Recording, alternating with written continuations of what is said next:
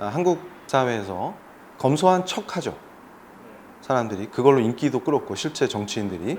그래서 뭐 구두 밑창이 떨어진 거 자랑하고, 그러면 아니 지금 저렴한 구두가 얼마나 많은데 밑창 떨어진 구두 신고 다니는 사람이 자기 관리를 못하는 사람이지, 그게 지금 칭찬할 일입니까? 제정신이 아닌 거죠.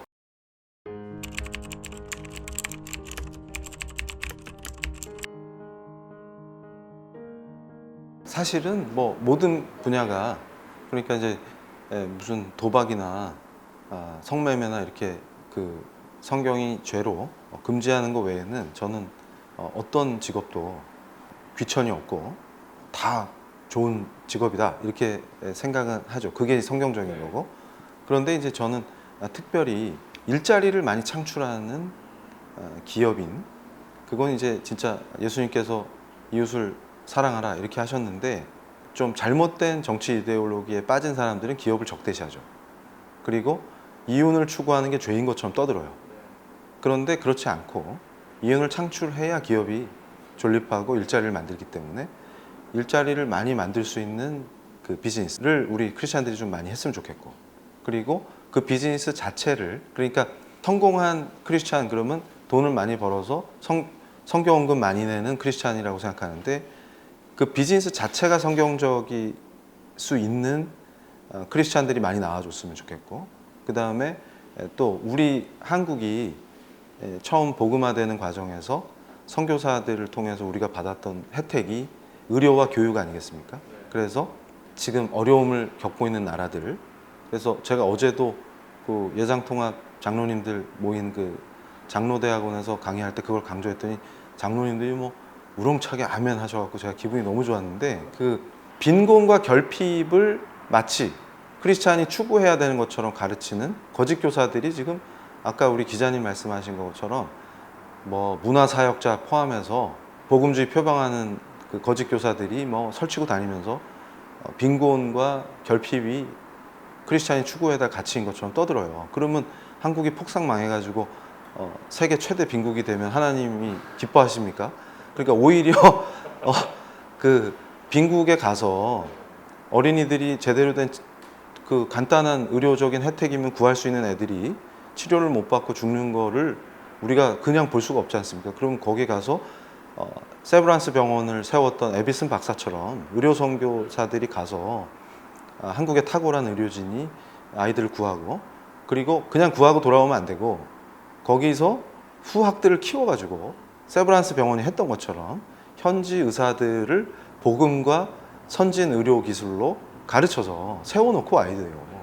이게 하나님을 영화롭게 하고 이웃을 사랑하는 거지, 가난해집시다 이런 바보짓 하면 안 되는 거죠.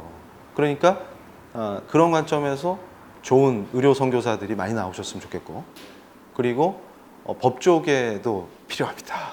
법을 지켜야 돼요. 근데 지금 제가 좀 이 크리스찬 법률가들이 이 얘기 들으면 서운해 하실 텐데, 저도 법학 교수지만 상황이 매우 안 좋습니다. 그러니까 법률가이긴 한데 무엇이 성경적인지 판단이 안 되기 때문에 교회 공격하는 데 가서 지원하면서 자기가 지금 제대로 하고 있는 걸로 착각한다거나 이런 게 많고, 그리고 교회를 보호합시다 하는 데에 끼었는데 마음만 앞서가지고 전략적 판단 이런 게 안 되는 분들도 있고, 그러니까 갈 길이 멀죠. 그래서 좀 탁월한 법조인, 그 다음에 정치인, 뭐 각 분야 다 필요한데 정치, 기업, 법, 의료, 이거는 진짜 우리 크리스찬들이 많이 좀 좋은 분들이 나왔으면 하는 바람입니다.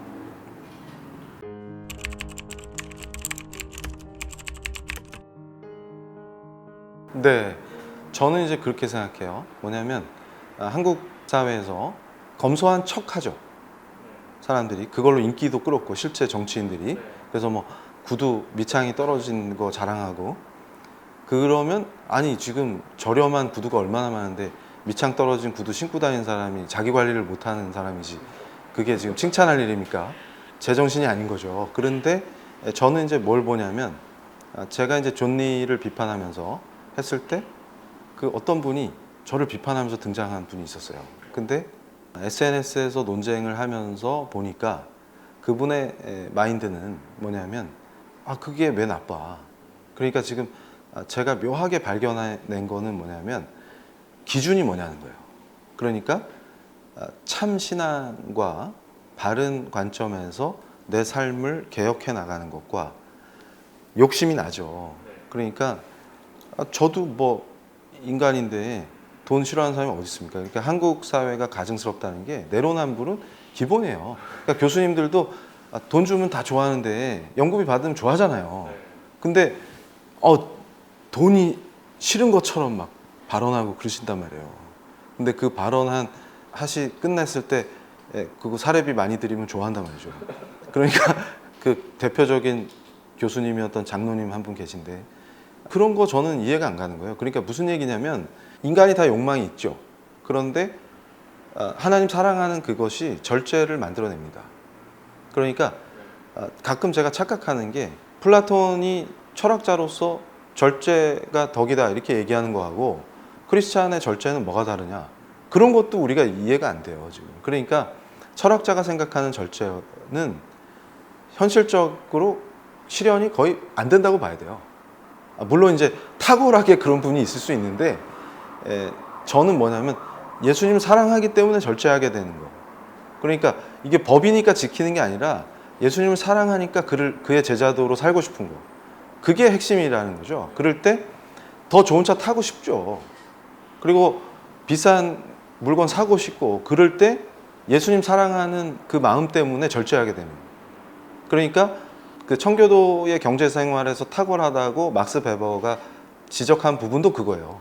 그러니까 전문가로서 내 직업으로 하나님을 영화롭게 한다라는 정신으로 기업도 하고 경제 생활을 하니까 이 크리스찬들이 탁월한 압도적인 원천 기술들을 갖게 되니까 부유해진단 말이죠.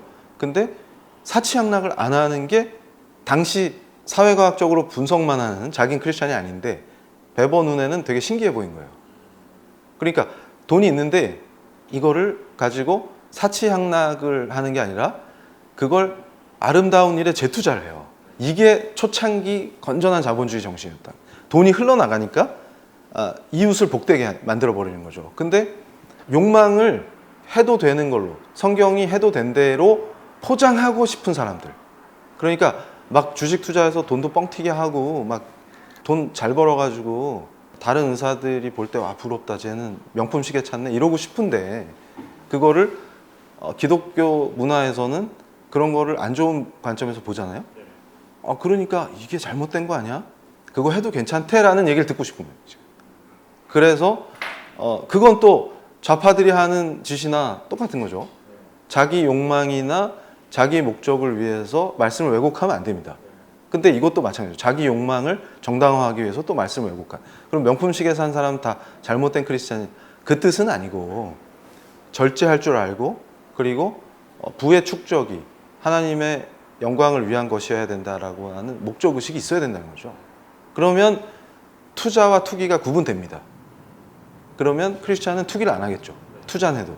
이런 관점에서 선하게 주식도 하고 가상화폐를 인식하고 이런 게 가능해질 것이라는 얘기죠. 쉽지 않죠. 무지하게 어렵습니다. 왜냐하면 죄성을 거슬리는 게 쉽지 않기 때문에 그러기 때문에 은혜 안에서 그리스도 안에서가 아니면 안 된다. 저는 그렇게 보고